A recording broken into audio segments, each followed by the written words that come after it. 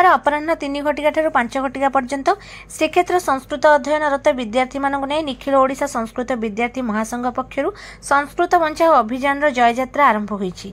एही अभियान निखिल ओडिशा संस्कृत विद्यार्थी महासंघर आवाहक देवेंद्र आचार्य और जुग्म आवाहक साधु अरूपानंद ओडिशा रे किपरि देवभाषा संस्कृत को उपेक्षित करा जाउछि ता उच्च माध्यमिक शिक्षा परिषद किपरि संस्कृतर मूलोत्पाटन करबा पई षडयंत्र रचिछि से विषय संस्कृत विद्यार्थी मानक अवगत कराउथिले। पुरीर जातीय सेवा योजना भूतपूर्व स्वेच्छासेवी प्रतिनिधि ओम प्रसाद महांती जोगदे आद्य जननी संस्कृत भाषा को किपरि राष्ट्रीय भाषा कराजिबो से संपर्क में छात्र छात्री मानक सचेतन कराइथिले। अन्य मानक मध्य संयोजिका प्रेरणा प्रियांशी स्वाई और जुग्म संयोजिका किपरि चतुर्थ श्रेणी संस्कृत भाषा को विद्यालय स्तर में छात्र छात्री माने अध्ययन करेंगे से विषय मत व्यक्त करथिले। एही अभियान सचेतनता पदयात्राटी विद्यार्थी महासंघर सदस्य समीर शेखर सिंह, विजय सासमल, सूरज कुमरा, संजय देवीशंकर, ललित भोई, पीतवास मिश्र, सदस्य स्निग्धा संध्या सतपथी, मधुस्मिता पात्र, सुश्री श्रद्धांजलि सेठी, रश्मि प्रभा और विश्वरूपा इत्यादि मानक तत्वावधान में पुरी गुंडीचा मंदिर और बस स्टाण्ड दे संस्कृत बंचा पदयात्राटी अनुष्ठित होइथिला।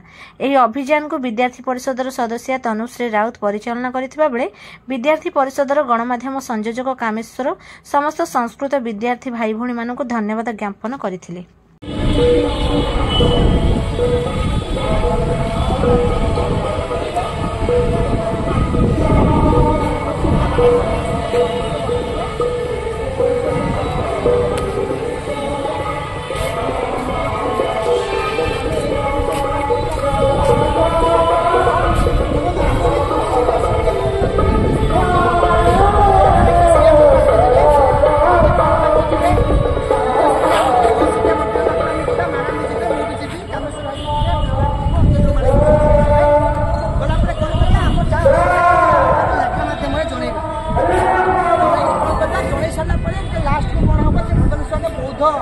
बुद्ध मंदिर जो